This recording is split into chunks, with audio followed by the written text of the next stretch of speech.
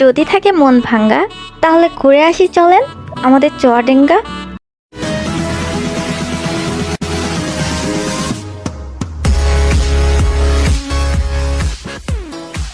হে everyone, আসসালামু আলাইকুম। কি অবস্থা, কেমন আছেন সবাই? আশা করি সবাই ভালো আছেন।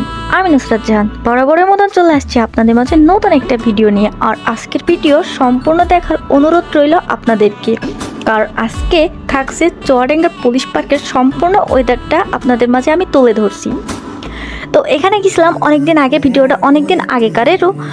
আমার আলসির কারণে আমি এডিট করি না, মানে অলস টাইপের তো আমি, এই আর কি। তো যাই হোক, এখানকার ওয়েদার সম্পর্কে আপনাদের সাথে কি বলবো বলেন? যারা এসেছেন তারা তো জানেনই এখানকার ওয়েদার সম্পর্কে। মানে আমার কাছে যে এত ভালো লাগছে এখানকার ওয়েদারটা। আর এখানকার পুলিশ পার্কের নাম হওয়ার কারণটা মানে শোনা, মানুষের মুখে শোনা কথা যে পাশে একটা ক্যাম্প আছে, যেটা আমি দেখেছি পুলিশ ক্যাম্প, যার কারণে এখানে পুলিশ পার্ক নামটা হয়েছে। আর এর পাশে আছে আমাদের মাথাভাঙ্গা নদী, সেটা তো এত সুন্দর কি বলবো। মানে ওইটা দেখার পরে আমার তো মনে ছিল এখানে গোসল করতে, কিন্তু আফসোস সেটা তার হবে না। আমার যে ঘোরাঘুরি করতে এত পরিমাণ ভালো লাগে কি বলবো আপনাদেরকে। মানে আমার যদি একটুখানি মন খারাপ হয় আর আমার মাও যদি আমার একটুখানি মন খারাপ দেখে, তাহলে আমাকে নানান জায়গায় বেড়াতে নিয়ে যায়।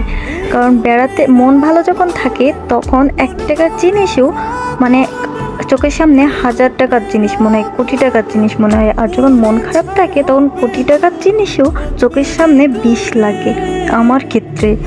যার কারণে আমি প্রচুর বেড়াই আমার একটুখানি মন খারাপ হলে হয়। এখানে কিন্তু নানান ধরনের ব্যবস্থা করা আছে, যেমন বাচ্চাদের খেলার জন্য সুন্দর করে ব্যবস্থা করা আছে খেলনার জিনিস দিয়ে, এবং এখানে বসার সিস্টেম, নানান ধরনের সিস্টেম করা আছে।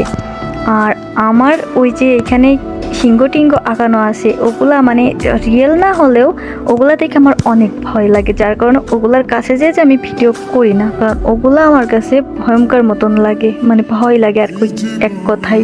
যার কারণে আমি এগুলোতে যাই নাই, যে এটা কি ড্রাগন না কি একটা বলে, যাই হোক হবে না।